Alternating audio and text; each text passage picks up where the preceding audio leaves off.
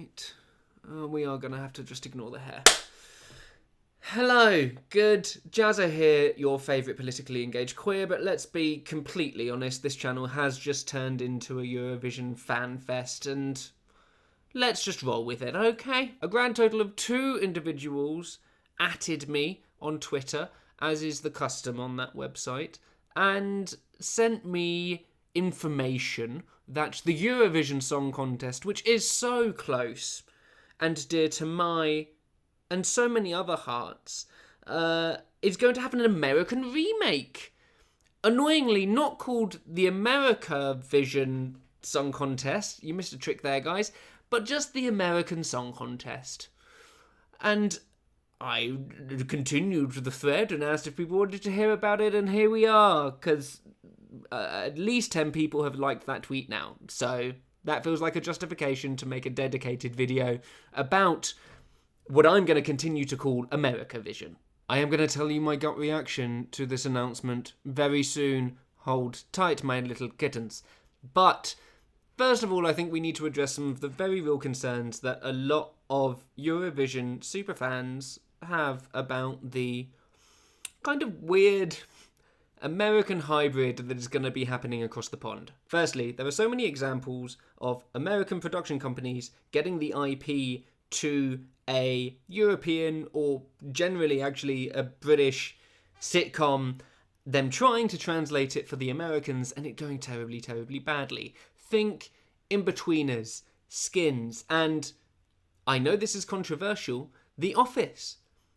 The British Office is better, and I won't even bother. I'm not going to bother debating you. The American Song Contest, Americavision, is going to be produced by one of the guys who kind of has a bit of a penchant for bringing European IPs over to the United States, one of which is The Office. And I worry about that, despite the fact that there are a number of people tied to the American Song Contest that have also got deep roots in Eurovision and Sweden's Melodifestivalen as well. But, you know, Americans are good at screwing us over at the moment, and themselves, to be fair. I personally would also worry that this comes off of the back of the very successful release of Eurovision Song Contest Fire Saga, the Will Ferrell movie that I reviewed on this channel and I actually broadly liked, but spoiler alert, didn't like Will Ferrell. And I think it was a really great homage to this contest. But is it representative of what it's actually like to watch a song contest, a Eurovision? I don't know. I'm worried about expectations of what to have from the American Song Contest with Fire Saga as your baseline. Something else that I'm worried about is the inevitable commercialization of this. We know that this is probably going to be coming in the holiday season, the end of the year in 2021, and that they're planning on having all 50 American states of the United States of America have a representative and act. That is more than we're used to having at each year's Eurovision, so this is a much bigger production than we have over here, even with Australia involved. And they're already planning on having, as well as the grand finale and 2 semi-finals that we have in Europe, they're already planning on having 5 to 10 qualification episodes. Which, I mean, I guess that kind of makes sense because each nation that competes in Eurovision will have its own selection process, but a lot of them will have their own national process, their own national TV show.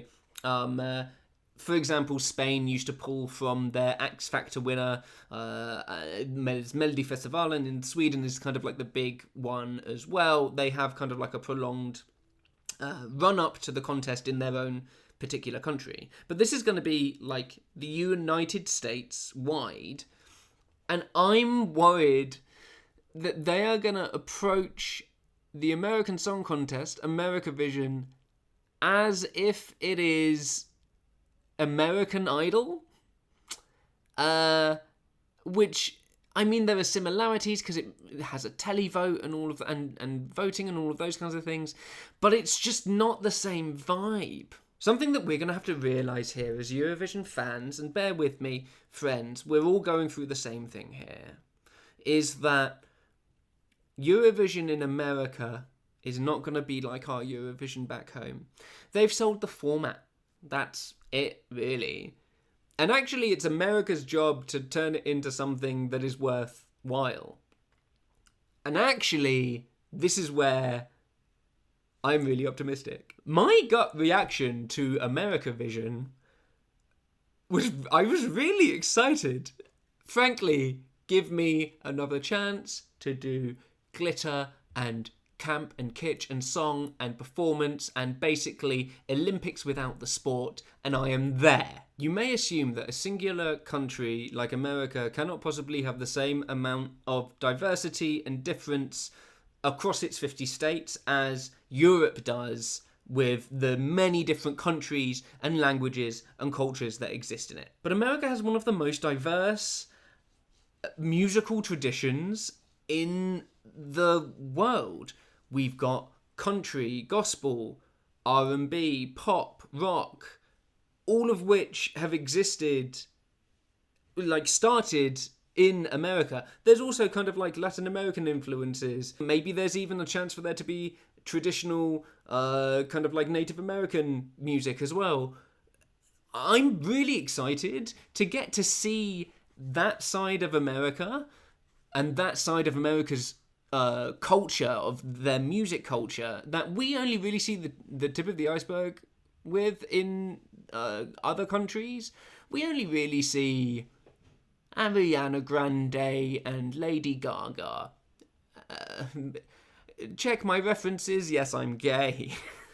But this has a potential to be really, really good. And actually, the differences between states that I think a lot of Americans take for granted is something that we don't get to see a huge amount of if you're not from the United States. We don't really know very much about the United States beyond kind of like the stereotypical New York, California juxtaposition. We don't know anything about the flyover states, let alone the Alaskas and the Hawaiis.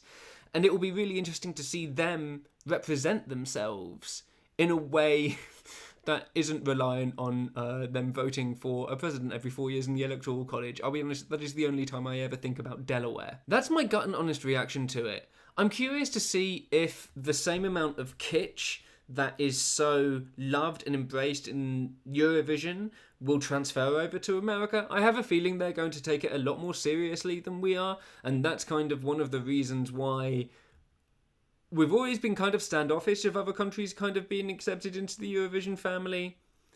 Like Australia, I have no problem with them because they get it. They get camp. They stuck a opera singer on a pole and swung her around and got her to sing about defying gravity. Like, Australia get it. Are America ever going to get that level of camp? I don't know. I'm not sure if it's part of their culture in the same way that it is for us. There is also the wonderful thing that has closed off every single article about this that I have read, is that the Eurovision Song Contest, one of the reasons that I love it, is that it came out of the ashes and the rubble of the Second World War as a way of being able to heal divisions after we'd basically killed one another for the past kind of like 40 years in Europe. And it was a way of us being able to find a way to come together and be friends again through the magic, I say this completely unironically, through the magic of music and song. And God knows America is super, super divided at the moment. Politics.